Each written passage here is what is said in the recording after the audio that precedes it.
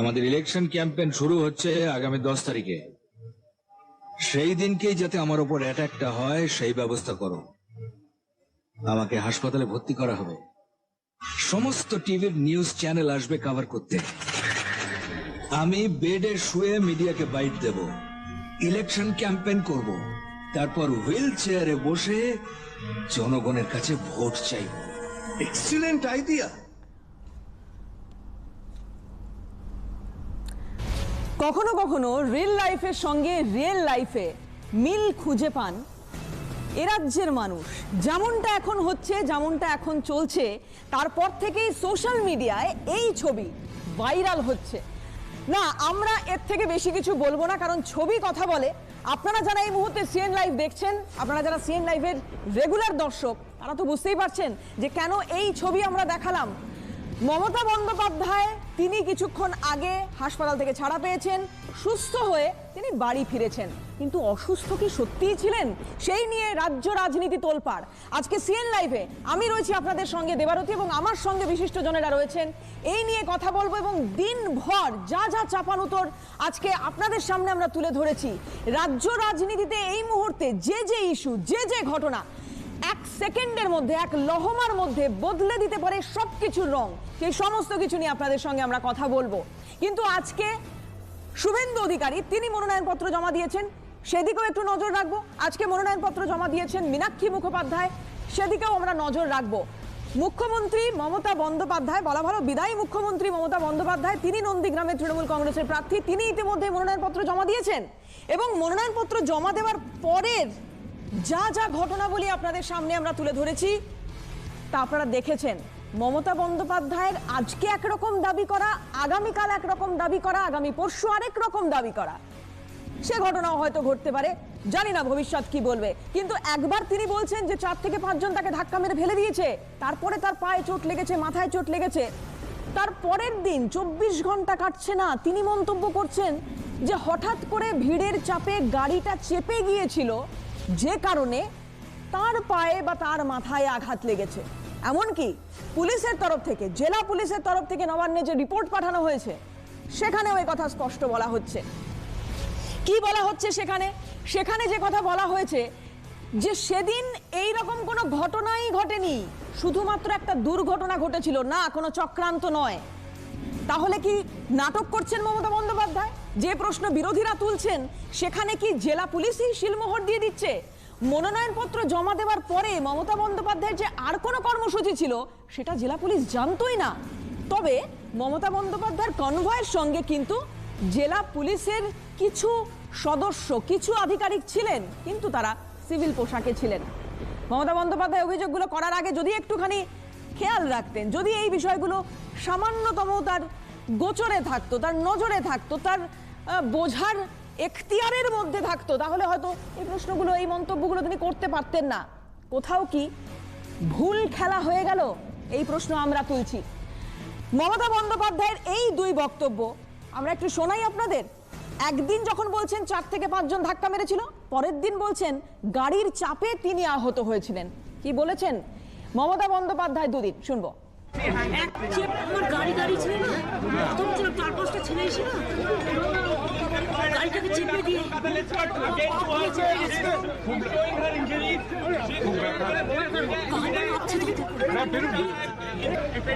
কেউ প্ল্যান করে করেছে। এত ভিড় চারিদিকে, একটা পুলিশ কোথাও ছিল না। কোথায় 4 ঘন্টা 5 ঘন্টা একটা পুলিশ কোথাও ছিল না। আমার পুলিশ ছিল, ওখান পুলিশ কেউ ছিল না। আর ভিড়ের মধ্যে ঢুকে গিয়ে 4-5 জন করেছে। ভিড়ের মধ্যে 4-5 জন ঢুকে গিয়ে আমার পুরো গাড়িটা চেপে দিয়ে গিয়ে আমি এখানে গাড়ির পনেটের উপর দাঁড়িয়েছিলাম, পাবলিক মিট করছিলাম। আমার গাড়িটাকে এরকম করে অসুস্থ, আমার সমস্যা এরকম করে চেপে দেয়। আমি তো এটা করে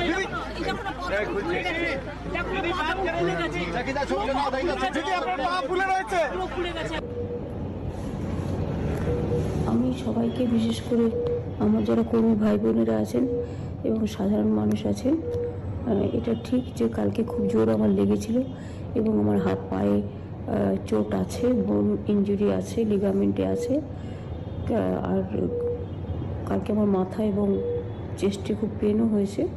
এত বড় একটা চোট লাগার পরে আমার গাড়ির বনেটের উপরে আমি দাঁড়িয়ে নমস্কার করছিলাম। ন্যাচারালি তখন এমন জোরে চাপ আসে যে তাতে আমার পুরো গাড়িটা চেপে যায় আমার পায়ের মধ্যে।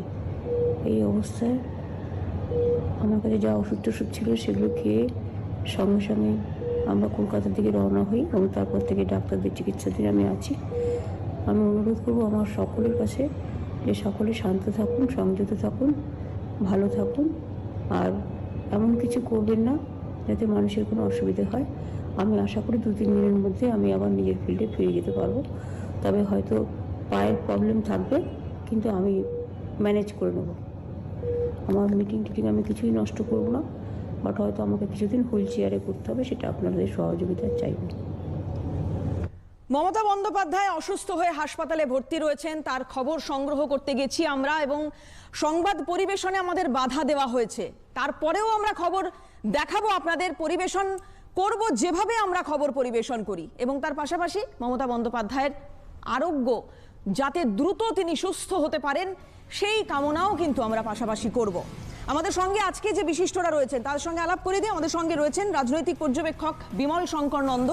বিমলদা, স্বাগত আপনাকে। রয়েছেন রাজনৈতিক পর্যবেক্ষক ভাস্কর সিংহ রায়। ভাস্করদা, আপনাকেও স্বাগত জানাই আমাদের অনুষ্ঠানে। আমাদের সঙ্গে রয়েছেন বিজেপি নেতা দেবজিৎ সরকার। দেবজিৎদা, স্বাগত। এবং আমাদের সঙ্গে রয়েছেন সিপিএম নেত্রী নন্দিনী মুখোপাধ্যায়। নন্দিনীদি, স্বাগত। আমি প্রত্যেকের কাছে যাব, কিন্তু এখন একটা বিরতির সময় হয়ে গিয়েছে, বিরতির পরে ফিরবো, সঙ্গে থাকুন। নন্দীগ্রামে মমতার আঘাতের নেপথ্যে কি খোদ প্রধানমন্ত্রীর চক্রান্ত রয়েছে? মঙ্গলবার নন্দীগ্রামের বিরুলিয়া বাজার সংলগ্ন এলাকায় মমতা বন্দ্যোপাধ্যায়ের আহত হওয়ার ঘটনা নিয়ে নালিশ জানাতে গিয়ে দিল্লিতে নির্বাচন কমিশনের কাছে এমনই এক বেনজির তথ্য খাড়া করলেন তৃণমূলের 6 সদস্যের প্রতিনিধি দল। মুখ্য নির্বাচন কমিশনার সুনীল আরোরা আর পশ্চিমবঙ্গের জন্য ভারপ্রাপ্ত নির্বাচন কমিশনার সুদীপ জৈনের উপস্থিতিতে তৃণমূল সাংসদরা বললেন, ওই দিন কোনো দুর্ঘটনাই ঘটেনি, বরং সেদিন রীতিমতো চক্রান্ত করে মমতা বন্দ্যোপাধ্যায়কে আঘাত করা হয়েছে। আর সেই চক্রান্তের পেছনে তারা খুঁজে পেয়েছেন খোদ প্রধানমন্ত্রী নরেন্দ্র মোদীর হাত। যেদিন নরেন্দ্র মোদী বলেছিলেন 7ই মার্চ নন্দীগ্রামে গেলে দিদির স্কুটি উল্টে যাবে, সেই হলো, দিদির আক্রমণ হলো। তাতে আমরা দেখছি এগুলোর মধ্যে একটা লিঙ্ক আছে। লিঙ্ক মানে একদিকে বিজেপির নেতারা বলছেন পশ্চিমবাংলা থেকে ডিজি এবং এডিজিকে সরিয়ে নেওয়া হচ্ছে, নরেন্দ্র মোদী বলছেন আবার মমতা ব্যানার্জির আঘাত লাগছে। এদিন তৃণমূলের এই সাংসদ দলে ছিলেন সৌগত রায়, ডেরেক ওব্রায়েন, কাকলি ঘোষ দস্তিদার, শতাব্দী রায়, প্রতিমা মণ্ডল এবং শান্তনু সেন। বৈঠক থেকে বেরিয়ে এসে সাংবাদিকদের মুখোমুখি হন প্রবীণ তৃণমূল সাংসদ সৌগত রায়। কিন্তু সৌগত বাবুর মতন একজন বর্ষিয়ান রাজনীতিকের মুখে এমন অভিযোগ শুনে রীতিমতো স্তম্ভিত রাজনৈতিক মহল। তাদের বক্তব্য, জনসভায় এক পক্ষ তার প্রতিপক্ষকে নানাভাবে আক্রমণ করবে, নানাভাবে বক্রোক্তিও করবে, এটাই স্বাভাবিক। আর তাই হরিশ মুখার্জি রোডে মুখ্যমন্ত্রীর স্কুটি নিয়ে প্রায় উল্টে পড়ার দৃশ্য নিয়ে নেহাতি রসিকতা করে মন্তব্য করেছিলেন প্রধানমন্ত্রী নরেন্দ্র মোদী। अच्छा हुआ आप ठीक है, तब आप गिरी नहीं, जब आपकी स्कूटी भवानीपुर जाने के बाद बदल नंदीग्राम की तरफ मुड़ गई।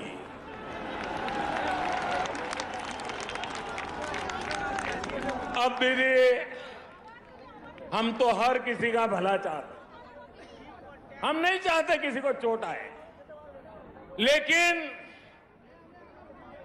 जब स्कूटी ने नंदीग्राम में गिरना तय किया तो हम क्या करें? প্রশ্ন উঠছে, মমতা বন্দ্যোপাধ্যায় নিজেও তো খেলা হবে স্লোগান ব্যবহার করছেন, তারপর রাজ্যের বিভিন্ন জায়গায় আক্রান্ত হয়েছেন বিরোধীরা। তাহলে কি ধরে নিতে হবে সেই সব ঘটনার নেপথ্যে মমতা বন্দ্যোপাধ্যায়ের চক্রান্ত রয়েছে? আর মমতার স্নেহধন্য অনুব্রত মণ্ডল তো কথায় কথায় চরম চরম ঢাক বাজিয়ে কখনো নকুলদানা খাওয়ান, কখনো খাওয়ান গুড় বাতাসা। কই তখন তো মমতা বন্দ্যোপাধ্যায়কে একবারও তার বিরোধিতা করতে শোনা যায় না। রাজনৈতিক মহলে আরো প্রশ্ন, এই চক্রান্ত তত্ত্বের বিরুদ্ধে শুধু যে নন্দীগ্রামের প্রত্যক্ষদর্শীরাই মুখ খুলেছেন তা নয়, সেই সঙ্গে বৃহস্পতিবার এসএসকেএম থেকে তার ভিডিও বার্তায় মমতা নিজেও তো কার্যত নিজের চক্রান্তের অভিযোগকে খারিজ করে দিয়ে নিজের আঘাতের পেছনে জনতার ভিড়কেই সামনে রেখেছেন। এটা ঠিক যে কালকে খুব জোর আমার লেগেছিল এবং আমার হাত পায়ে চোট আছে, বোন ইনজুরি আছে, লিগামেন্টে আছে। আর কালকে আমার মাথা এবং চেস্টে খুব পেনও হয়েছে। এত বড় একটা চোট লাগার পরে আমার গাড়ি বনেটের উপরে আমি দাঁড়িয়ে নমস্কার করছিলাম। ন্যাচারালি তখন এমন জোরে চাপ আসে যে তাতে আমার পুরো গাড়িটা চেপে যায় আমার পায়ের মধ্যে। এই দিন এই পরিস্থিতিতে সূত্রের খবর কোনো চক্রান্ত নয়, বরং নন্দীগ্রামের দুর্ঘটনার তত্ত্বকেই শিলমোহর দিতে চলেছে খোদ রাজ্য পুলিশের রিপোর্টও। দিল্লি থেকে ইন্দ্রাণী দাশগুপ্তের রিপোর্ট, ক্যালকাটা টেলিভিশন নেটওয়ার্ক। আশা করব তৃণমূল কংগ্রেসের যারা নেতা কর্মী সমর্থক রয়েছেন তাদের ঐশী ঘোষের চেহারাটা, মুখটা মনে আছে যেদিনকে মাথায় বাড়ি লেগেছিল ঐশী ঘোষের, এবং মমতা বন্দ্যোপাধ্যায় সেদিন কি মন্তব্য করেছিলেন সেই ছবিও নিশ্চয়ই আপনাদের মনে রয়েছে। ভাস্করদা রয়েছেন আমাদের সঙ্গে, আমি একটু ভাস্করদার কাছে আসবো। ভাস্করদা, যেদিন ঐশী ঘোষের মাথায় চোট লাগলো তিনি রাজ্যে এলেন এবং সভা করতে চাইলেন, মমতা বন্দ্যোপাধ্যায় বলেছিলেন যে মাথায় তো ওইটুকু চোট, তার জন্য এত কথা, আমি তো কতবার মাথায় চোট খেয়েছি, আমি তো কখনো কিছু বলতে যাই না। আজকে প্রধানমন্ত্রীকে আপনারা দায়ী করছেন, তৃণমূল কংগ্রেস প্রধানমন্ত্রীকে দায়ী করছেন মমতা বন্দ্যোপাধ্যায়ের আদৌ তার উপর হামলা হয়েছে নাকি দুর্ঘটনা ঘটেছে সেটা মমতা বন্দ্যোপাধ্যায় নিজেই ভিন্ন মত পোষণ করছেন। কেন, কি প্রয়োজন পড়ছে আপনাদের? খুব খুব ভয় লাগছে নন্দীগ্রাম কেন্দ্র নিয়ে, খুব সমস্যায় রয়েছেন, খুব দোলাচলে রয়েছে। ঘোষের বিষয়টা এবং মমতা বন্দ্যোপাধ্যায় ঘটনাটা দুটো আলাদা বিষয়। আমি এই কথাটা শুরু করার আগে ডক্টর এস.ওয়াই. কুরেশি, যিনি চিফ ইলেকশন কমিশনার ছিলেন, তিনি একটা টুইট করেছেন। সেখানে উনি বলেছেন, state government has no control over the police once elections are announced. Every policeman from DGP to the last constable stands transferred to EC. EC transfers, suspends all those against whom there are complaints of corruption or partisanship. প্রশ্ন হচ্ছে যে এই যে election commissioner একজন এই টুইটটা, এটা আপনাকে মানেন কি মানেন না? এই ইলেকশন কমিশনটা, এটা ইলেকশন কমিশনার বা প্রাক্তন ইলেকশন কমিশনার টুইট করলে লোকে জানতে পারবে তা তো নয় ভাস্করদা। তাহলে কি তৃণমূল কংগ্রেস এটাই চাইছিল? গাড়িতে কালো হয়ে গেছে, তাহলে কি এটাই চাইছিল তৃণমূল কংগ্রেস? তাহলে কি এই দায় ইলেকশন কমিশনের উপর বর্তাক, সেটাই চাইছে তৃণমূল কংগ্রেস? আপনি তো প্রশ্নটা করলেন, আপনি তো আমার উত্তরের জন্য অপেক্ষা করবেন নাকি আপনি আমার উত্তর দেওয়ার কালীনই প্রশ্ন করবেন যাতে আমার আপনাকে ধরিয়ে দিচ্ছি ভাস্কর, আপনারই সুবিধা হবে বলতে, বলুন। সেটা হয় তাহলে আপনি প্রশ্ন করে যান, আমি চুপ করে থাকবো। প্রশ্ন করে উত্তরের জন্য অপেক্ষা করতে হবে। সুতরাং এখানে যে গাড়ি থেকে উনি ধাক্কা খেয়েছেন, প্রথমত একটা কথা বলা হলো নাকি পিলারে ধাক্কা খেয়েছেন।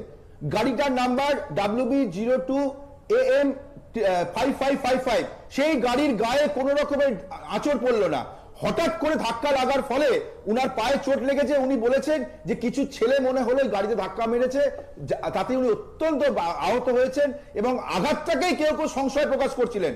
তারপরে যখন পিজি হসপিটালে সবকিছু হলো তখন আঘাত নিয়ে সংশয় প্রকাশ করলেন না।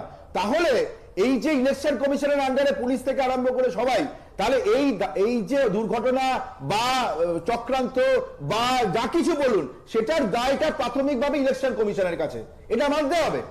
এরপরে বিভিন্ন দল বিভিন্ন কথা বলছে। আর ঐশী ঘোষের কথা বলছেন, ঐশী ঘোষকে যে কথাটা সোশ্যাল মিডিয়াতে চালু হয়েছে সেটা সর্বৈব মিথ্যা। বলেছেন যে এই ধরনের আন্দোলন করতে গেলে লাঠির আঘাত খেতে হয়। তবে ঐশী ঘোষকে আমার শ্রদ্ধা আছে, উনি দাঁড়িয়েছেন ইলেকশনে, 16টা স্টিচের আঘাত মাত্র 16 ঘন্টায় নয়, 16 দিনের মধ্যে নয়, 7 দিনের মধ্যে কি করে মিলিয়ে গেল, এরকম ডাক্তারের নিশ্চয়ই সন্ধান পেলে তাকে দিয়ে আমরাও হয়তো চিকিৎসা করাবো যদি কোনোদিন আহত হই। বেশ, নন্দিনীদির কাছে যাবো। নন্দিনীদি, ঐশী ঘোষের আঘাত এত দ্রুত মিলিয়ে গেল কি করে, আজকে প্রশ্ন তুলছেন ভাস্করদা, কিভাবে দেখছেন আপনি?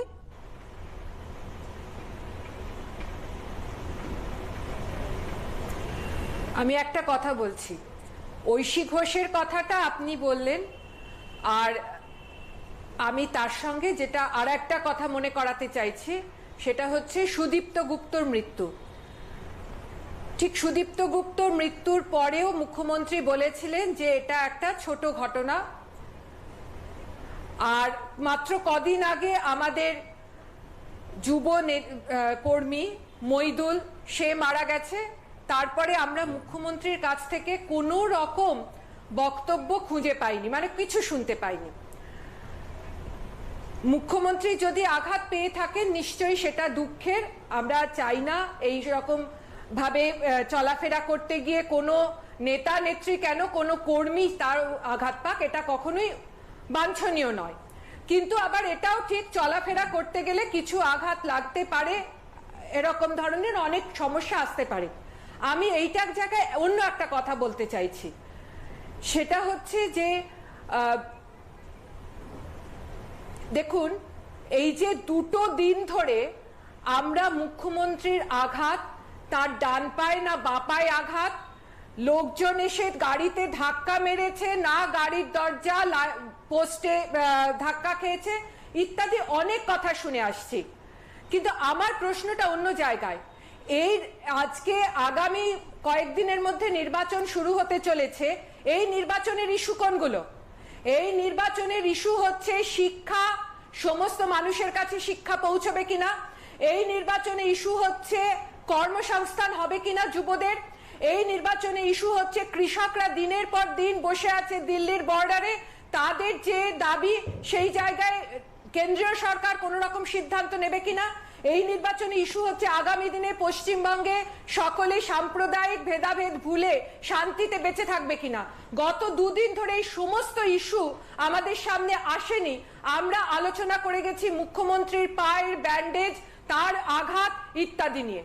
কি আমার মনে হয় আঘাতটা কি এতটাই গুরুত্বপূর্ণ ছিল যে তৃণমূল কংগ্রেসের কর্মীরা বিভিন্ন জায়গায়, আমি সমস্ত জায়গায় দেখছি, তারা বিরোধিতা করে যাচ্ছেন, তারা নানা রকম মিছিল করছেন, প্রতিবাদ করছেন। আচ্ছা বলুন, যে একটা আঘাত সেইটার জন্য প্রতিবাদটা এতটাই হয়ে যাচ্ছে যে বিভিন্ন ক্ষেত্রে কার বিরুদ্ধে প্রতিবাদ আমি এটা বুঝতে পারছি না। যে প্রতিবাদটা যেখানে যদি ওখানে 4-5 জন ধরুন ধাক্কা মেরেই থাকে, শুভেন্দু অধিকারীর অঙ্গুলি হেলনে নাকি এই ঘটনা ঘটেছে, এরকমই অভিযোগ দায়ের করা হয়েছে কমিশনে। কেন মুখ্যমন্ত্রী কোন রকম সেইখানে তাদের আইডেন্টিফাই করা, তাদের ধরে নিয়ে যাওয়া, এগুলো কেন বলতে পারলেন না? এই সমস্ত জায়গাটা কিন্তু আমাদের কাছে একটা ধোঁয়াশা। না একদমই নন্দিনী যে কথা বলছেন, আমি একটা বিরতি নেব, তারপরে বাকিদের কাছেও আসবো। এটা একটা খুব গুরুত্বপূর্ণ বিষয় যে কার বিরুদ্ধে প্রতিবাদ, এখানে অভিযুক্ত কে। তৃণমূল কংগ্রেসের এক নেতা, পূর্ব মেদিনীপুরের এক নেতা, তিনি আজকে যখন পর্যবেক্ষকরা মিটিং করছেন 3 জেলা নিয়ে, তখন সেখানে পৌঁছে অভিযোগ করছেন শুভেন্দু অধিকারীর বিরুদ্ধে। আমি এটা নিয়ে একটু দেবজিৎদার কাছে আসবো, কিন্তু একটা বিরতির পর সঙ্গে থাকবো।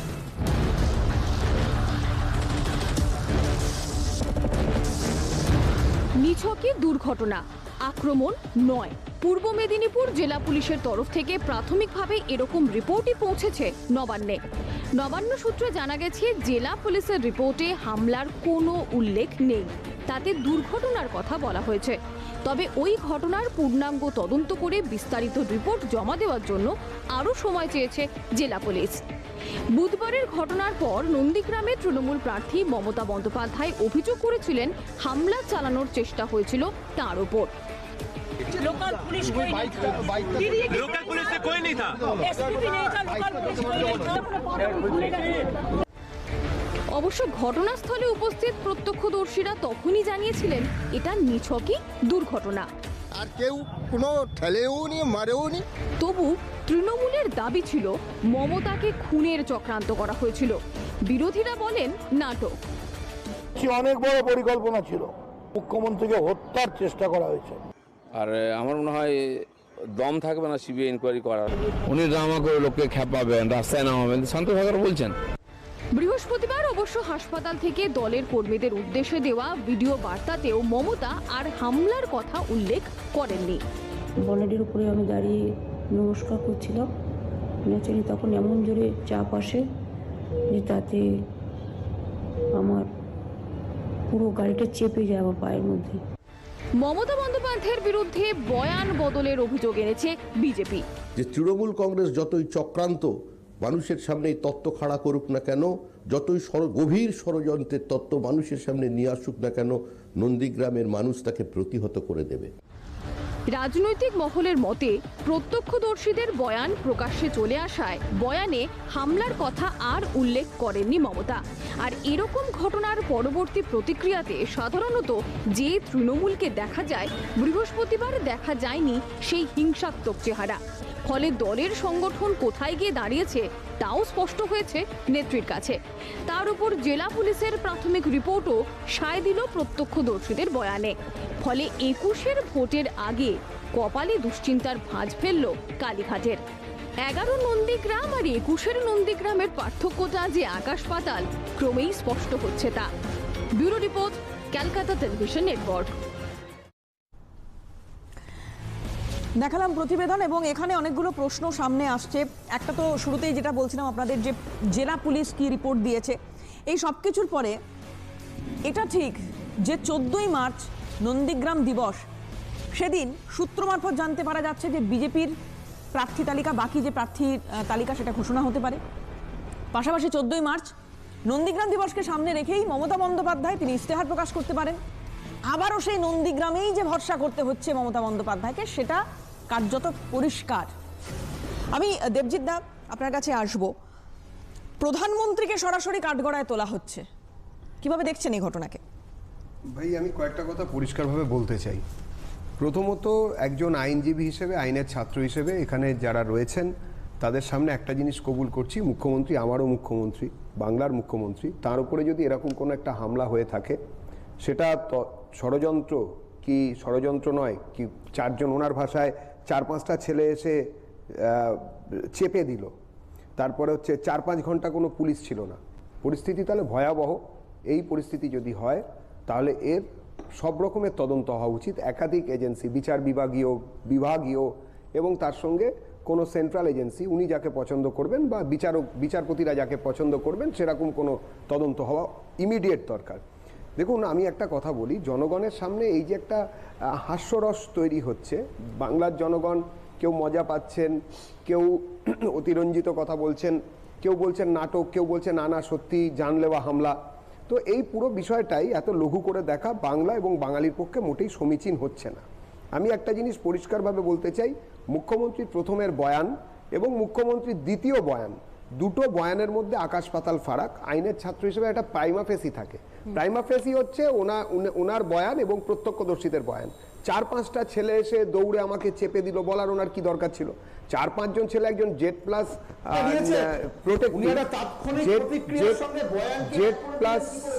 প্লাস ভাস্কর দা, আমাকে একটু বলতে দিন, আমি প্রতিক্রিয়া এবং বয়ান দুটোর মধ্যে ফারাক যথেষ্টই বুঝি, আমাকে বলতে দিন।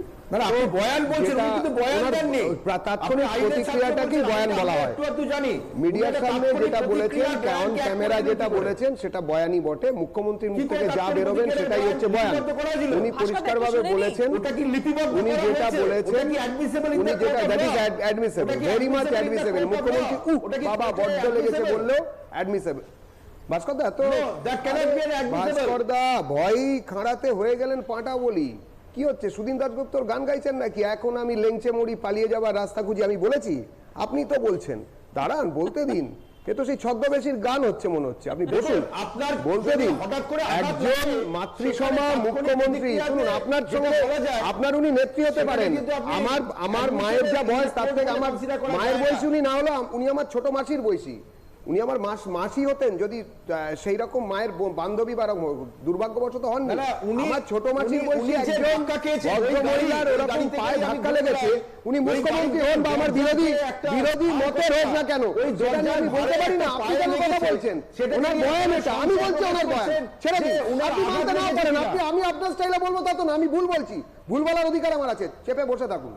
এরপরে যেটা আমি বলতে চাইছি, যে তাহলে একজন জেড প্লাস যে প্রোটেক্টি, তার যে কনভয় ছিল সেখানে কোনো পুলিশ ছিল না, পেছনে অ্যাম্বুলেন্সে করে তাকে আনা হলো না, 126 কিলোমিটার তাকে অন রোড গ্রিন করিডোর করে আনতে হলো, মাঝখানে কোনো সুপার হসপিটাল ছিল না। আমার যেটা মনে হচ্ছে, ইলেকশন কমিশন দাদা হাসপাতালের উপরে কোনো পারবন্দি লাগায়নি। আমার কথা হচ্ছে, প্রাইভেট যে সিকিউরিটি বা তার জেড প্লাস ক্যাটাগরির যে সিকিউরিটি ইলেকশন ডিক্লেয়ার হওয়ার আগেও যারা মোতায়েন ছিলেন তারাও আজকে আছেন, তাদের বদল হয়নি। এসপি ডিএসপি বদল হতে পারেন, অনেক থানার ওসিও বদল হয়েছে, ওটা বদল হয়নি, ঘোষণা হয়নি, কবে হবে কেউ জানে না। শুনুন, আমি নির্বাচন লড়েছি, নির্বাচন লড়ে এসেছি ভাস্করদা, আপনি নির্বাচন লড়ে এসে থাকলে আপনি বলুন, আমি মানবো নির্বাচনটা আমি লড়ে এসেছি ভাস্করদা, আপনি জানেন না নির্বাচনটা আমি লড়ে এসেছি। আপনি বসুন, আপনি লন্ডনে আমি শ্রীরামপুরে প্রার্থী ছিলাম ভাস্করদা, আমি নির্বাচন লড়ে এসেছি সব ভাড়া বসুন, এবং সব থেকে আপনাদের বাঘা আইনজীবীর বিরুদ্ধে নির্বাচন লড়ে এসেছি।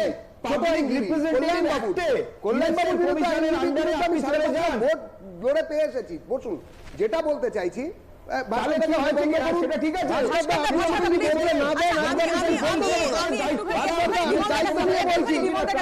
যদি আমাকে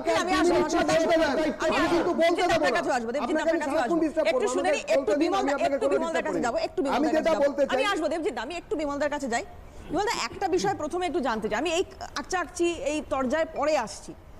নন্দীগ্রামে কারুর যদি পায়ে চোট লাগে তাকে কলকাতা অবধি আসতে হবে হাসপাতালে ট্রিটমেন্ট নেওয়ার জন্য। নন্দীগ্রামে এমন কোনো হাসপাতাল নেই এতদিন, গত 10 বছর, 34 বছর ছেড়ে দিলাম, গত 10 বছরে নন্দীগ্রামে এমন কোনো হাসপাতাল তৈরি হলো না যেখানে একটা পায়ের ট্রিটমেন্ট করা যায়? না, দেখুন, এটা নিয়ে বহুবার চর্চা হয়েছে। আমি জাস্ট কতগুলো কথা বলি। সেটা হচ্ছে যে মাননীয় মুখ্যমন্ত্রী, আমাদেরও মুখ্যমন্ত্রী, তাকে আজকে হাসপাতাল থেকে রিলিজ করা হয়েছে। আমরা যথেষ্ট স্বস্তি বোধ করছি এবং আমি আশা করব একজন রাজনৈতিক কর্মী হিসেবে মমতা বন্দ্যোপাধ্যায় তিনি জনগণের মাঝখানেই ফিরে যান এবং জনগণের জন্য কাজ করুন। একজন রাজনৈতিক কর্মী নির্বাচনের সময় বিছানায় শুয়ে থাকবেন, এটা আমরা কেউই আশা করি না। সুতরাং তার এই যে আপাত সুস্থতার খবরে আমরা যথেষ্ট স্বস্তি বোধ করছি। কিন্তু আমার একটা অন্য ব্যাপার আছে, ওই আঘাতটা কতখানি লেগেছে, দরজায় এসে ধাক্কা দিয়েছে কিনা, সে তো নিশ্চয়ই মানে ইতিমধ্যেই রিপোর্ট এসেছে এবং আরও আগামী দিনে রিপোর্ট আসবে। আমার একটা অন্য জিনিস আজকে একটা অদ্ভুত লাগছে, মানে রাজনীতির মধ্যে একটা মিনিমাম সিরিয়াসনেস তো থাকা উচিত।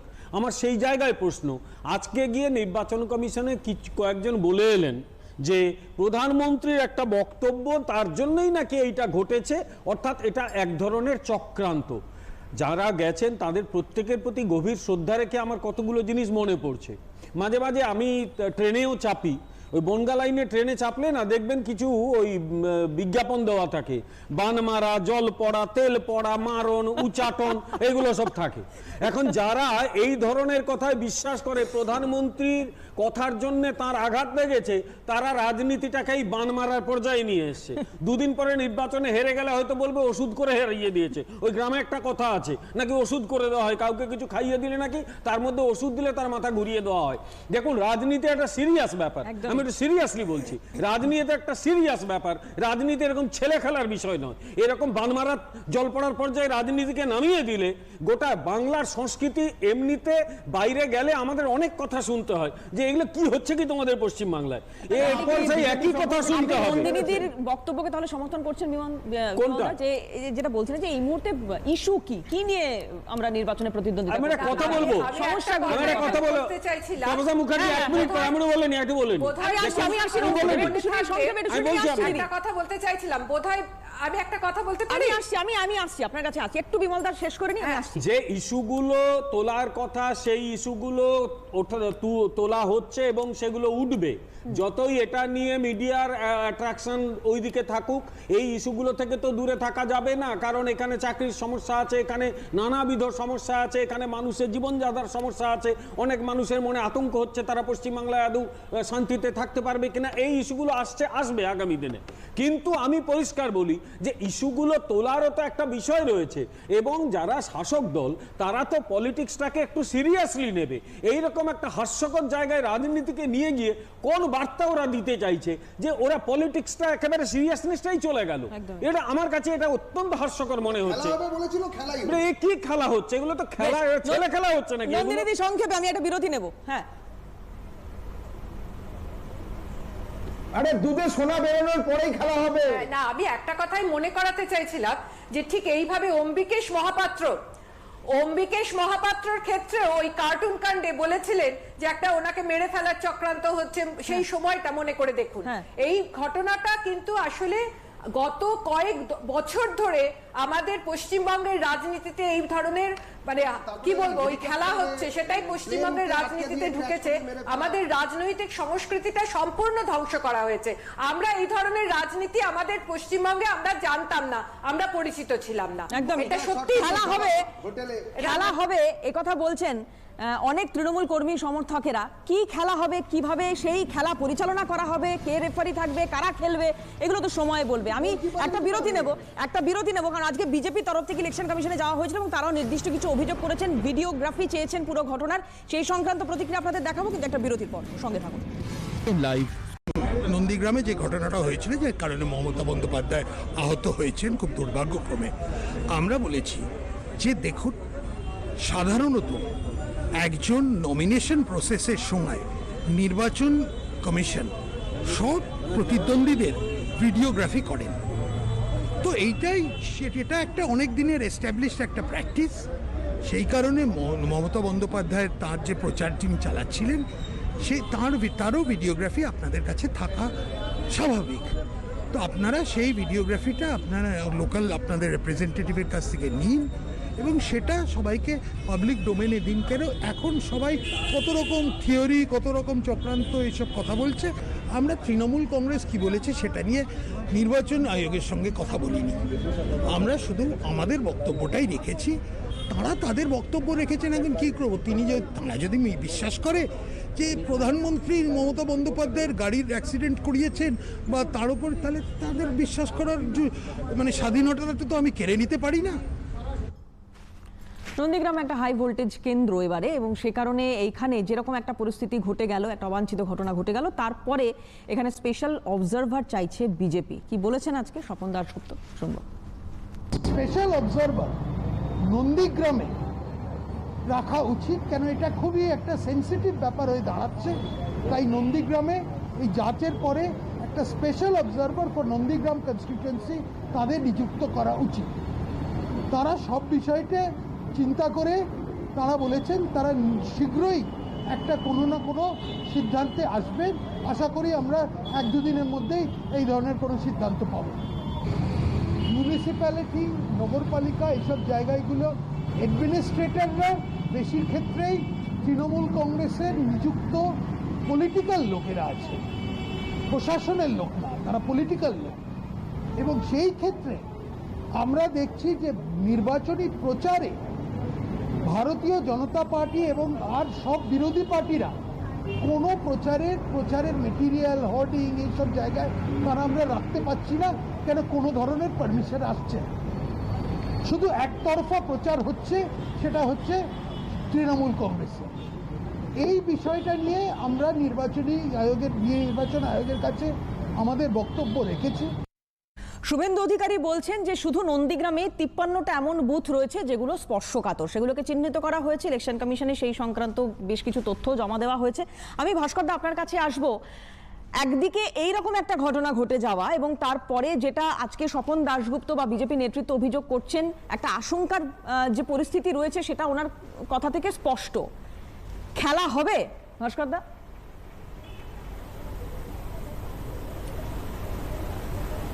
দেখুন, এই আশঙ্কার জন্য আজকে ভারতবর্ষের 5টা রাজ্যের নির্বাচন, কিন্তু পশ্চিমবঙ্গে 20টা রাজ্যের মুখ্যমন্ত্রী, প্রধানমন্ত্রী, সুরক্ষামন্ত্রী মানে প্রতিরক্ষা মন্ত্রী, গৃহমন্ত্রী এবং এত সংখ্যক মানুষ এতবার এখানে আসছেন, তারা এখানে নির্বাচনটাকে একটা অন্য চোখে দেখছেন।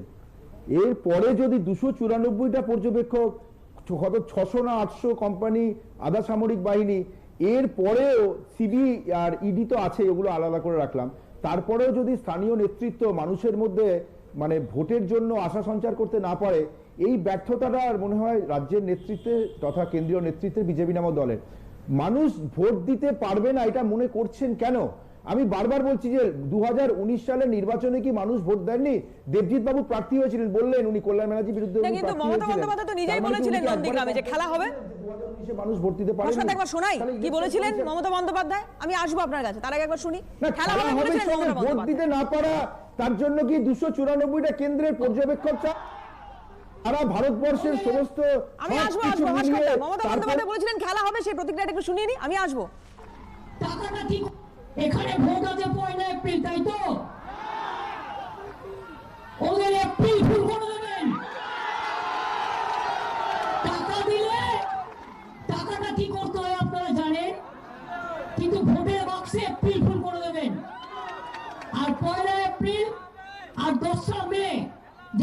রেজাল্ট বেরোবে সেদিন বুঝতে পারবেন। প্রথমে তো ফার্স্ট ফেজের নির্বাচন, এই মেদিনীপুর আমার স্বাধীনতা আন্দোলনের জায়গা, এই মেদিনীপুরে ফার্স্ট ফেজের ইলেকশন আছে, বলরামপুরেও আছে, পুরুলিয়া আছে, ঝাড়গ্রাম আছে, মিদনাপুর পশ্চিমেও আছে। কিন্তু 1 এপ্রিল নন্দীগ্রামে খেলা হবে। ভয় দেখালে ভয় পাবেন, টাকা দিলে ভোট দেবেন, চমকালে ভোট দেবেন, ঠিক বলছেন তো? তাহলে 1 এপ্রিল খেলা হবে, খেলা হবে, খেলা হবে।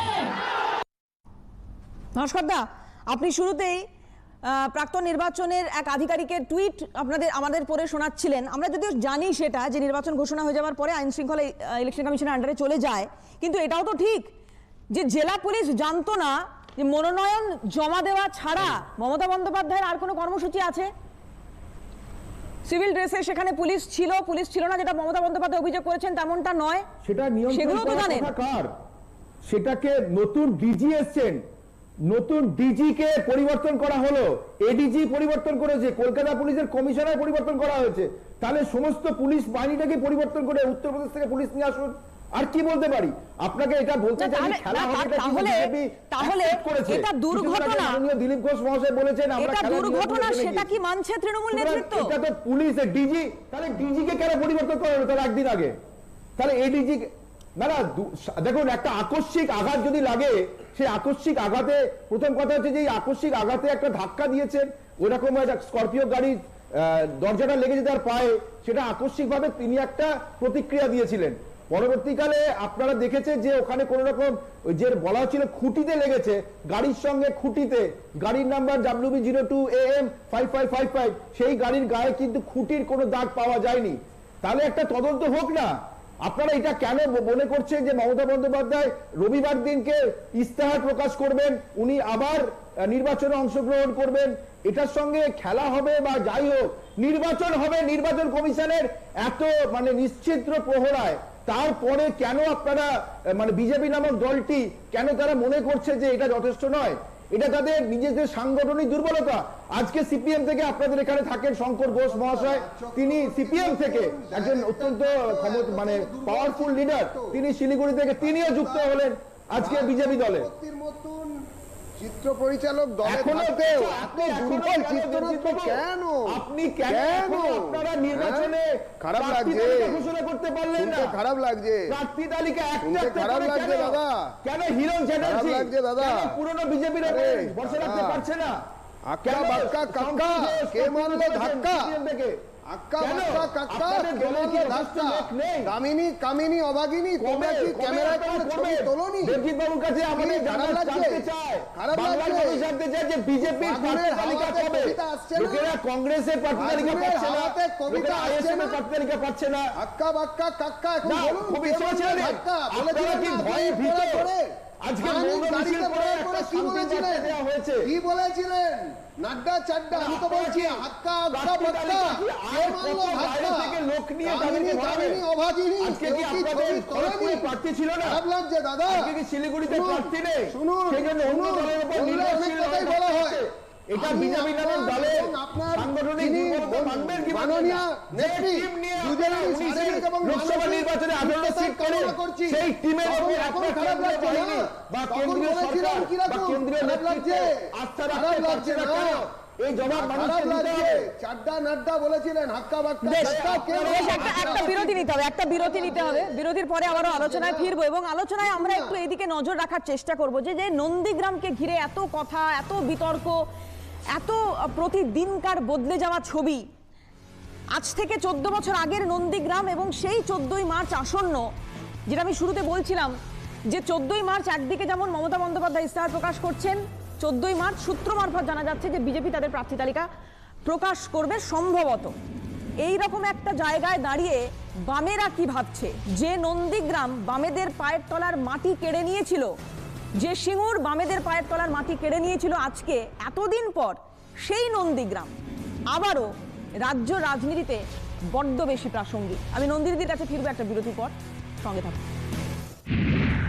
সেই 1967 সাল থেকেই নন্দীগ্রাম যেন বরাবরের জন্য চলে গিয়েছিল সিপিআই এর দখলে। তবে 77 সালের ভোটে ইন্দিরা বিরোধী হওয়ায় সিপিআই এই আসনে জিততে পারেনি। সে সময়ের ইন্দিরা সঙ্গী ছিল সিপিআই, জয় পায় জনতা পার্টির প্রার্থী। তারপর ফের বামেদের হাতে আসে নন্দীগ্রাম। 96 সালের বিধানসভা ভোটে এখানে জয়ী হয় কংগ্রেস। নন্দীগ্রাম আন্দোলনের পূর্ববর্তী সময় পর্যন্ত নন্দীগ্রাম ছিল পরিচিত বাম দুর্গ। কিন্তু নন্দীগ্রাম আন্দোলনের সময় ঘুষ নেওয়ার অভিযোগে অভিযুক্ত হন সে সময়কার সিপিআই বিধায়ক ইলিয়াস মোহাম্মদ শেখ। বাম নেতৃত্বের নির্দেশে বিধায়ক পদ থেকে ইস্তফা দেন ইলিয়াস। পরবর্তী সময় তদন্তে জানা যায় নকল ভিডিও তৈরি করে ফাঁসানো হয়েছিল ইলিয়াসকে। অভিযোগের তীরে ছিল মমতা বন্দ্যোপাধ্যায়ের তৃণমূল। ইলিয়াসের ইস্তফার প্রেক্ষিতে 2009 সালের উপনির্বাচনে জিতে আসেন তৃণমূল কংগ্রেস প্রার্থী ফিরোজা বিবি। তারপর থেকেই নন্দীগ্রাম যেন তৃণমূলের গড়। নন্দীগ্রাম যে লোকসভা আসনের অন্তর্গত সেই তমলুক লোকসভা আসন থেকে ওই বছরই সংসদে পা রাখেন শুভেন্দু অধিকারী। 2014 সালেও সাংসদ হন শুভেন্দু। কিন্তু 2016 বিধানসভা নির্বাচনের সময় শুভেন্দুকে নন্দীগ্রাম থেকে প্রার্থী করেন মমতা বন্দ্যোপাধ্যায়। সাংসদ পদ থেকে ইস্তফা দিয়ে শুভেন্দু চলে আসেন রাজ্য রাজনীতিতে। 2011 সালে পরিবর্তনের হাওয়া। সে সময় পরিবর্তনের পথ দেখানো নন্দীগ্রামে তৃণমূলের ফিরোজা বিবি পেয়েছিলেন 61.21% ভোট। কিন্তু শুভেন্দু প্রতিষ্ঠান বিরোধী হওয়ার মোকাবিলা করে 2016 সালে নিজের ঝুলিতে ভরেছিলেন 67.20% ভোট। এবার 21 ভোট। এবারও পরিবর্তনের হাওয়া। এবারও নজরে নন্দীগ্রাম। কারণ নন্দীগ্রাম আন্দোলনে লক্ষণ শেঠদের বিরুদ্ধে মাঠে নেমে লড়াই করা শুভেন্দুর সঙ্গে লড়াইটা আজ নন্দীগ্রাম আন্দোলনের উপর ভর করে মুখ্যমন্ত্রী হওয়া মমতা বন্দ্যোপাধ্যায়। একসময়ের সতীর্থ আজ মূল প্রতিপক্ষ। শুভেন্দুর তৃণমূল ত্যাগ কার্যত ভিত নড়িয়ে দিয়েছে তৃণমূল ভবনের। বিরোধীদের যেসব অভিযোগ এতদিন কানে বাজেনি আম জনতার, আজ শুভেন্দুর সেসব তোপই কাঁপন ধরিয়েছে কালীঘাটে। দলও কার্যত ভাঙছে তো ভাঙছেই। সেই পরিস্থিতিতেই দলকে চাঙ্গা করতে নন্দীগ্রামে প্রার্থী হয়েছেন মমতা বন্দ্যোপাধ্যায়, বিপক্ষে শুভেন্দু অধিকারী। আমি নন্দীগ্রামেই লড়ছি, আমি নন্দীগ্রাম থেকেই দাঁড়াবো। আর নন্দীগ্রামে মাননীয়াকে আমি হারাবই হারাবই হারাবই। নন্দীগ্রাম ব্লক 1 ও ব্লক 2 নিয়ে নন্দীগ্রাম বিধানসভা কেন্দ্র। নন্দীগ্রাম 1 নম্বর ব্লকে সংখ্যালঘু মানুষের বাস 34%-এরও কিছু বেশি। নন্দীগ্রাম 2-এ তা 12%-এরও কিছু বেশি। সংখ্যালঘু তোষণে অভিযুক্ত মমতা সেই সংখ্যালঘু ভোটের ভরসাতেই নন্দীগ্রামে প্রার্থী হয়েছেন বলে দাবি বিরোধীদের। কিন্তু বাম কংগ্রেস আব্বাস জোটও মমতাকে কার্যত মুসলিম ভোট ভাগের আশঙ্কার মুখে ফেলে দিয়েছে। সিপিআই এর বরাবরের প্রাপ্য এই আসনটি প্রথমে চেয়েছিল আব্বাসরা।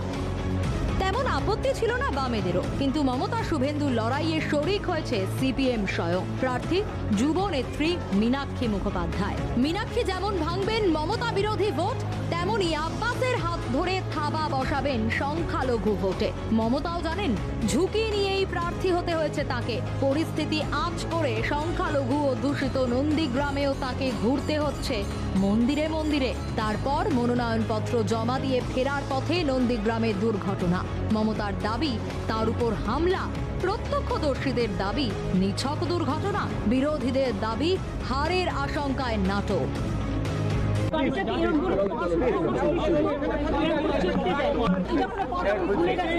পোস্টারে দরজা লেগে গেছে, আর দরজা এসে লেগে এখানে লেগেছে আর পাতে লেগেছে, এই পরিষ্কার। আর কেউ কোনো ঠেলেও নি, মারেও নি। যারা সবসময় নাটক করে এসছেন তাদের কথায় কেউ বিশ্বাস করে না। সত্যটা কি, মিথ্যা কোনটা আমাদের জানা নেই। দরকার সঠিক তদন্তের। কিন্তু রাজনীতির অন্দরে প্রশ্ন উঠছে, নিছক একটা দুর্ঘটনাকে নিয়ে কেন রাজনীতি করার চেষ্টা হচ্ছে? এত দিন তোষণের রাজনীতির পর এখন কেন মন্দিরের দরজায় দরজায় মমতা? রাজনৈতিক মহলের মতে হারের আশঙ্কায় সহানুভূতির হাওয়া তোলার কৌশল। দুর্ঘটনা ঘিরে তরজায় সম্ভাবনা ছিল আতঙ্কের বাতাবরণ তৈরি হওয়ার, কিন্তু হয় নাট্য রচনায় কোথাও ঘাটতি থেকে যাওয়া, নয়তো তৃণমূলের সংগঠনের বেহাল দশায় পরিস্থিতি লাগাম ছাড়া হতে পারেনি। জমেনি মমতার খেলা হবে কৌশল। কিন্তু একের পর এক দৃশ্যপট জানান দিচ্ছে 1 দশক পর নাটকীয়ভাবে ভোটের কেন্দ্রে নন্দীগ্রাম। মমতা বনাম শুভেন্দু, মাঝখানে মীনাক্ষীর খেলা। এক কথায় 21-এর নজর যে Nandigram. Bureau report, Calcutta television network. নন্দিনীদি, আপনার কাছে আসি সরাসরি। এতটা নজর নন্দীগ্রামে দেওয়া হচ্ছে, নন্দীগ্রাম স্বভাবতই গোটা ভারতবর্ষের এই মুহূর্তে ভারতবর্ষের মানুষের কাছে চর্চার বিষয়, কিন্তু নন্দীগ্রামকে এতটা গুরুত্ব দিচ্ছেন তৃণমূল সুপ্রিমো, আপনাদের কি মনে হয় কেন?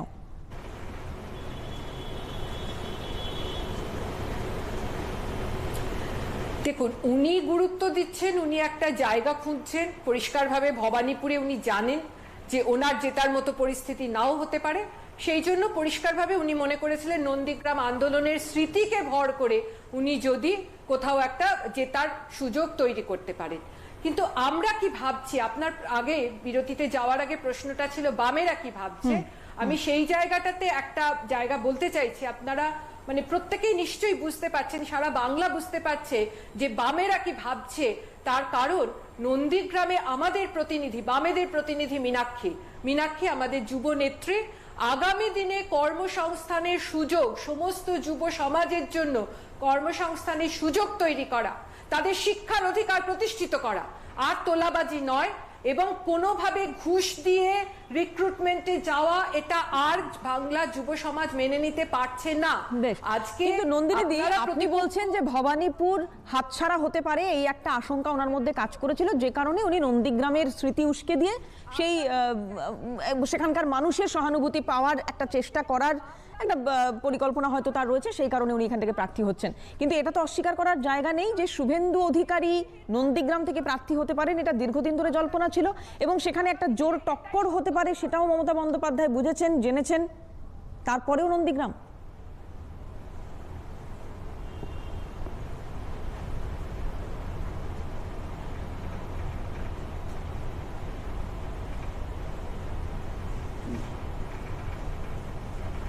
নন্দিনীদি শুনতে পাচ্ছেন? প্রশ্নটা কি আমাকে? হ্যাঁ হ্যাঁ, আপনাকে নন্দিনীদি, আপনাকে।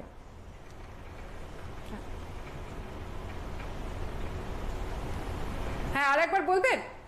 শুভেন্দু অধিকারী নন্দীগ্রামে প্রতিদ্বন্দ্বিতা করছেন, এটা মমতা বন্দ্যোপাধ্যায় আগে থেকেই বুঝতে পারছিলেন, তারপরেও আপনি বলছেন ভবানীপুরে হারতে পারেন বা খারাপ ফল হতে পারে, সেই কারণে নন্দীগ্রাম বাছা। কিন্তু শুভেন্দু অধিকারীর সঙ্গে যখন মুখোমুখি তিনি প্রতিদ্বন্দ্বিতা করছেন, তখন তো একটা জোরালো টক্কর হবে, এটা ওনার বোঝা উচিত, বা উনি হয়তো ভেবেওছেন, তারপরও নন্দীগ্রাম। না, আমি একটা কথা বলছি, মমতা ব্যানার্জি কেন সিদ্ধান্ত নিয়েছেন সেটা তার দলের সিদ্ধান্ত, আমরা সেটার মধ্যে ঢুকতে চাই না। আপনি যদি খেয়াল করে থাকেন, মমতা ব্যানার্জি যেদিনকে প্রার্থী তালিকা প্রকাশ করছিলেন, সেদিন টালিগঞ্জে অরূপ বিশ্বাসের নাম বলার পরে তিনি কিন্তু এটাও বলেছেন আমিও দাঁড়াতে পারি, এটা আমরা প্রত্যেকে শুনেছি। উনি কোথায় দাঁড়াবেন সেটা ওর সিদ্ধান্ত, উনি একটা বা দুটো আসনে দাঁড়াবেন সেটা ওর সিদ্ধান্ত, আমাদের সেখানে বলার কিছু নেই। আমরা যেটা বলতে চাইছি সেটা হচ্ছে আগামী দিনে রাজনৈতিক ইস্যুগুলো উঠে আসুক। যেটা ভাস্কর বাবু বললেন, আমি একটু একটা জায়গা বলি, 2014 সাল 2019 সাল দুবারই আমি দক্ষিণ কলকাতা লোকসভা কেন্দ্রের প্রার্থী ছিলাম, এবং কিভাবে ওনারা ভোট করিয়েছেন সেটা আমার নিজের চোখে দেখা। বিভিন্ন সময় গিয়ে আমাকে ভোটারদের বাড়িতে গিয়ে তারা ভয় আসতে পারছেন না, তারা আমার কাছে অভিযোগ করেছে এইরকম একটা পরিস্থিতি দাঁড়িয়েছে, তারা রাস্তার ধারে ভয়, ভোট কেন্দ্র থেকে অনেকটা দূরে দাঁড়িয়ে আছে, পোলিং এজেন্টকে ভয় পাইয়ে বার করে দেওয়া হয়েছে, এবং সেখানে দাঁড়িয়ে দেখা গেছে, আমি এরকমও যে এক এক জায়গায় গিয়ে দেখেছি আধা সামরিক বাহিনী তারা দাঁড়িয়ে আছেন চুপচাপ নীরব দর্শকের মতো, বলছেন ऐसा বেগার ভোট কভি নেহি দেখা। এইরকম ধরনের অভিযোগ তো ধরে আপনাদের বিরুদ্ধে উঠেছে একাধিকবার, বিভিন্ন সময় ঠিকঠাক ভোট হয়েছে পশ্চিমবঙ্গে না, এটা এইভাবে অভিযোগ যা ওনারা করেছেন, কবে পঞ্চায়েত ভোট হতে দেওয়া হয়নি বলুন তো? পঞ্চায়েত ভোটে এইভাবে নমিনেশন ফাইল করতে দেওয়া হয়নি, সেটা কবে হয়েছে? 34 বছরে। এইগুলো যে কথাগুলো ওনারা আপনারা বলছেন যে 34 বছর তুলে আসলে ওনাদের যে কৃতকর্ম সেটাকে লঘু করার চেষ্টা, সেই লঘু করার যে চেষ্টাটা গত ওনারা দীর্ঘদিন ধরে করে আসছেন, এই কৃতকর্মকে এবারে আর লঘু করা যাবে না। এবারে যুব সমাজ তারা রুখে দাঁড়াবে, কারণ তাদের দাবিটা অনেক বেশি জেনুইন। আমাদের কাছে গ্রহণযোগ্য কি হয় সেটা তো দোষরা আমি বোঝা যাবে। আমি আসবো, আমি একটা বিরতি নিতেই হবে, বিরতির সময় হয়ে গিয়েছে, তারপরে আমি ফিরবো এবং দেবজিৎ দা, ভাস্কর দা, বিমলদার কাছে যাবো। সঙ্গে থাকুন, ফিরছি বিরতি। ঐশী ঘোষের আঘাত কোনো আঘাত নয়, আমার মাথা তো অনেকবার ফেটেছে। আমি কি বলতে গিয়েছি? মমতা বন্দ্যোপাধ্যায়ের এই ধরনের কথার বিরোধিতা হয়েছে। নিমতায় যে ঘটনা ঘটেছে, যেখানে অশীতিপর ওই বৃদ্ধাকে যেভাবে মারা হয়েছে তারপরেও সমালোচনা হয়েছে। এই ছবিগুলো যখন পরপর সাজাবো তখন তো অনেক কিছু জুড়তে হয়, তালিকা অনেক দীর্ঘায়িত হয়, পঞ্চায়েত ভোটের প্রসঙ্গ আসে, পুরো নির্বাচনের প্রসঙ্গ আসে। একাধিকবার বিরোধী যারা রাজনৈতিক দলের নেতৃত্ব রয়েছেন তাদের উপর হামলার ঘটনা ঘটে। পুরুলিয়ার ছবি আপনাদের নিশ্চয়ই মনে রয়েছে, যেখানে ত্রিলোচন মাহাতোকে কিভাবে মেরে ঝুলিয়ে দেওয়া হয়েছিল এবং বুকে লেখা রয়েছে, ওই 18 বছরের ছেলেটির বুকে লেখা রয়েছে যে আমি বিজেপি করি। বিজেপি করার অপরাধ একদমই। আর বিজেপি করবে, আমি ডেড বডি এনেছিলাম। একদমই। এই যে এই ধরনের ঘটনাগুলো, এগুলো জনমানসে কি ধরনের প্রভাব পড়ছে?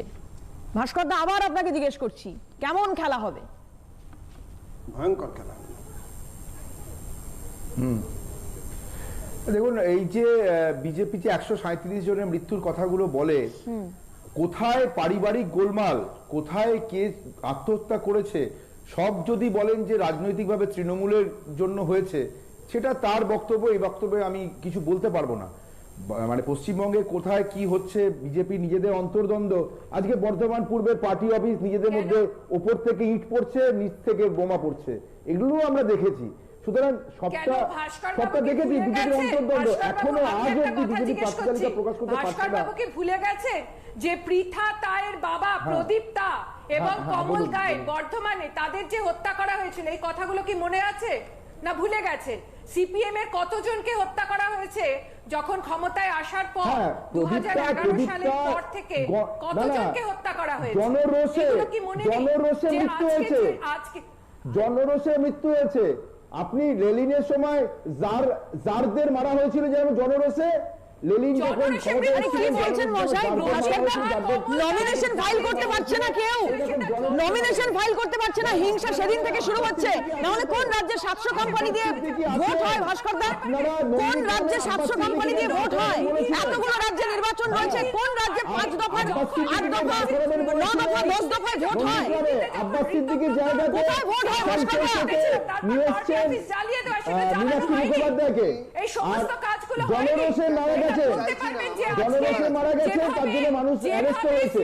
সুতরাং প্রদীপটা যে কি মানে ভয়ঙ্কর অত্যাচার করেছিলেন, তার মেয়েকে আপনারা প্রার্থী করেছেন, সেটা অন্য ব্যাপার। খোকন দাস ওখানে জিতবেন বর্ধমান দক্ষিণ কেন্দ্রে।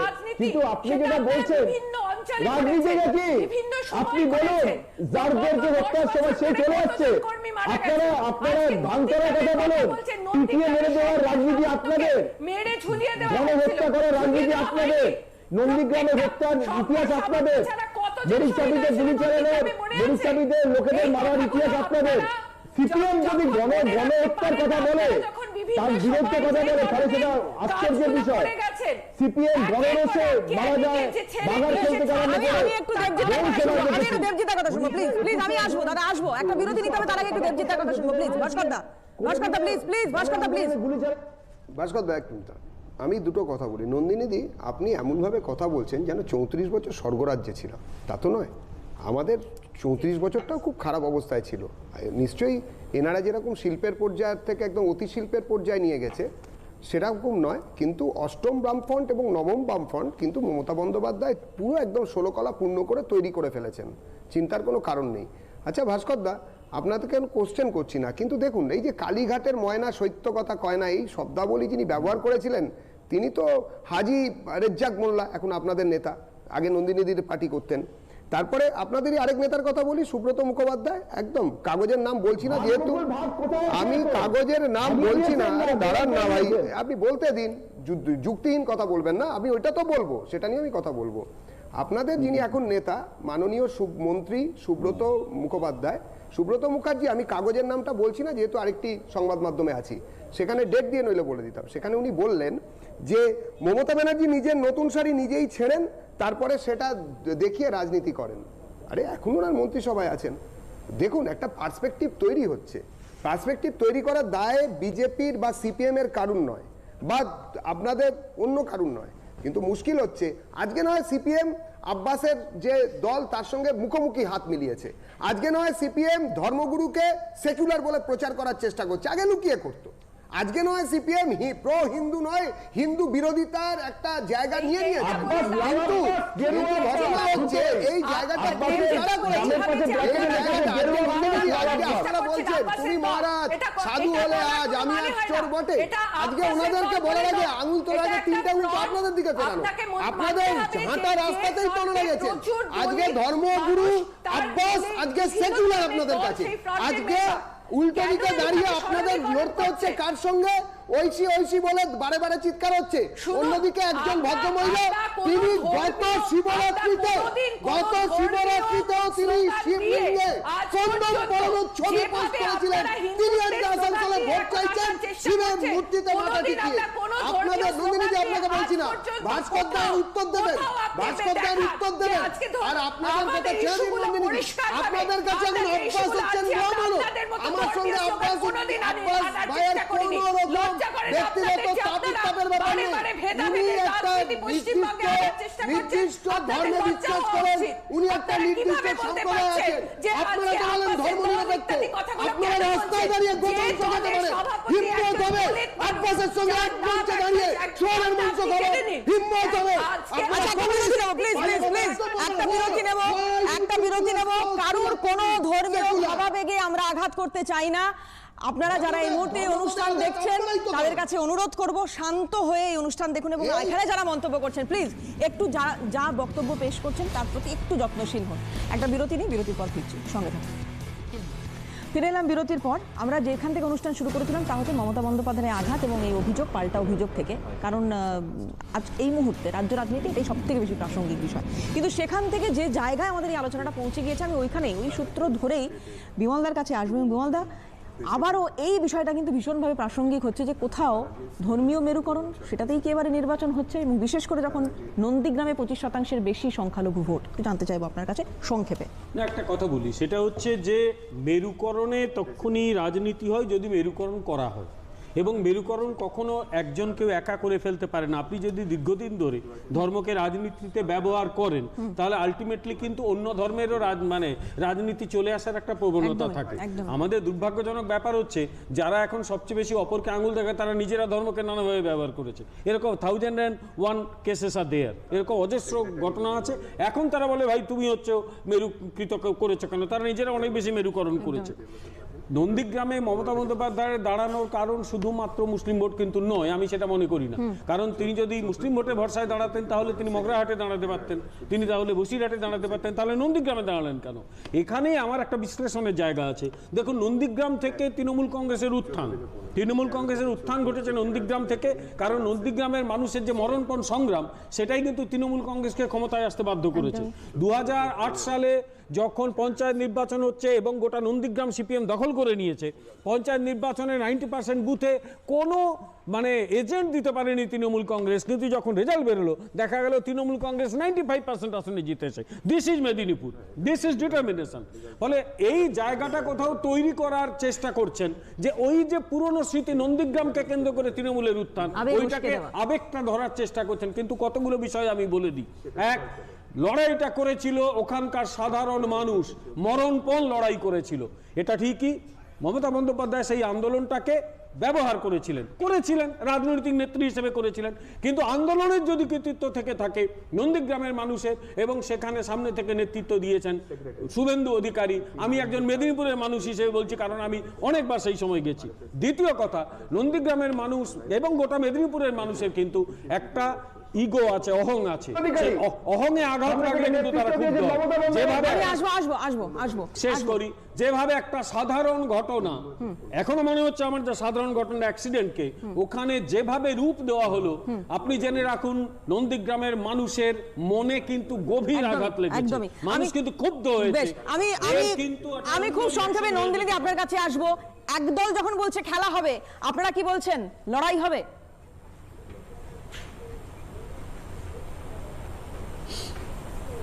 আমরা বলছি আগামী দিনে শিক্ষার দাবিতে লড়াই হবে, আগামী দিনে কর্মসংস্থানের দাবিতে লড়াই হবে, আগামী দিনে ধর্মীয় রাজনীতির সঙ্গে ধর্ম মেশানো তার বিরুদ্ধে লড়াই হবে। সুতরাং আমাদের সামগ্রিকভাবে লড়াই এই দুই দলের বিরুদ্ধে, যেটাকে আমরা বিজেমূল বলে আসছি, যারা আসলে একই ধরনের এজেন্ডা নিয়ে চলছে, এই দুই দলের বিরুদ্ধে আগামী দিনে আমাদের লড়াই। আমাদের প্রতিনিধি যারা যুব সমাজ বা ছাত্র সমাজকে প্রতিনিধিত্ব করছে, তারা এই লড়াইতে সামনের সারিতে থাকবে। আমরা সকলে সেই লড়াইটাই লড়বো। খুব সংক্ষেপে আপনার কাছে জানতে চাইবো, উন্নয়ন রাস্তায় দাঁড়িয়ে আছে বলে আপনাদের দলের সৈনিকরা বলে থাকেন, সেই উন্নয়নকে এবার সামনে রেখে ভোট করছেন কি, নাকি অন্য কিছুকে সামনে রেখে ভোট হচ্ছে এবার? যাকে বলেন আর গেরুয়া আব্বাস, এই লাল আব্বাস আর গেরুয়া আব্বাস, এই দুটোকেই মানুষ মানে বিতাড়িত করবে। কারণ আপনারা জানেন যে আব্বাস সিদ্দিকী এখনো বলেননি যে আসাউদ্দিন ওয়েসির সঙ্গে তার কোনো সম্পর্ক নেই, এবং সিপিএম নামক দলটি আব্বাস সিদ্দিকীর মধ্যে যে মানে ধর্মীয় নিরপেক্ষতা, অসাম্প্রদায়িকতা সবকিছু খুঁজে পেয়েছে। তৃণমূলকে মানুষ কেন ভোট দেবে ভাস্করদা? নির্বাচনে একটা পৃথিবীর অন্যতম আমি আপনার কাছে জানতে চাইছি, তৃণমূলকে কেন ভোট দেবে নন্দীগ্রামের মানুষ? সেই আবেগ কি কাজ করবে? হেমন্ত সোরেন সংক্ষেপে প্লিজ। হ্যাঁ, থেকে আরম্ভ করে তেজস্বী যাদব থেকে আরম্ভ করে বিজেপি বিরোধী সমস্ত মুখ্যমন্ত্রী নেতা সারা ভারতবর্ষব্যাপী তারা তৃণমূলকে নিঃশর্তভাবে সমর্থন করেছে। বিজেপির বিরুদ্ধে তৃণমূল করছে, তেজস্বী যাদবকে বন্ধ করে অন্য রাজনৈতিক দলকে দোষারোপ করা বন্ধ করে আপনি তৃণমূল কংগ্রেসকে নন্দীগ্রামের মানুষ কেন ভোট দেবেন? এক বাক্যে মমতা বন্দ্যোপাধ্যায়কে সমর্থন করছেন বিজেপি বিরোধী লড়াই, এবং সিপিএম এর বিজেপিকে সমর্থন করা বিষয়টাকে মানুষ তৃণমূল কংগ্রেসকে কেন ভোট দেবেন? খুব সংক্ষেপে শেষ করব অনুষ্ঠান। কেন ভোট দেবেন? আমি আসবো 1 মিনিট। হ্যাঁ ভাস্করদা,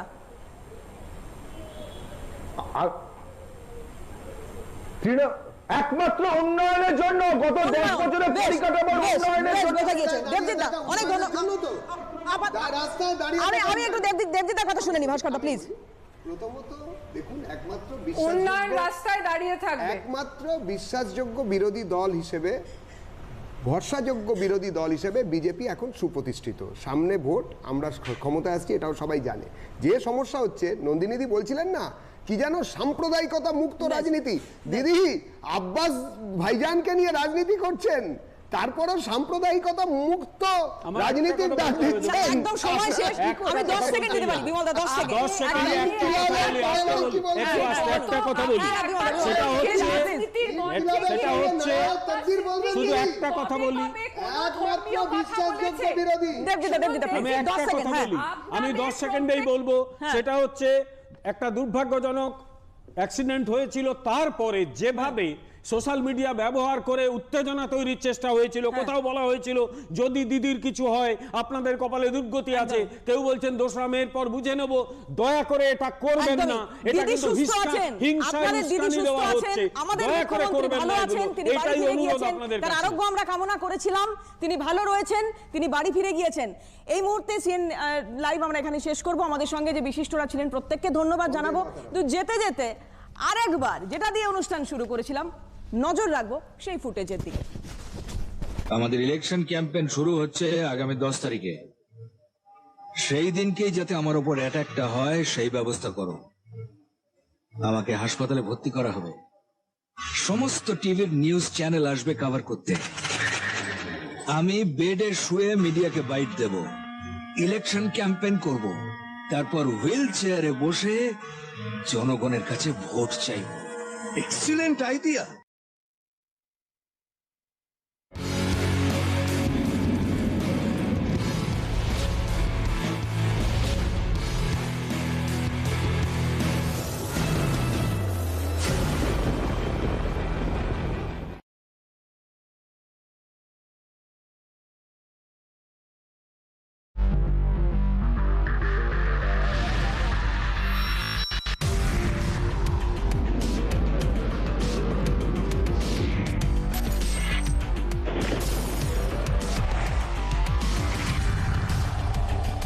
লাইভ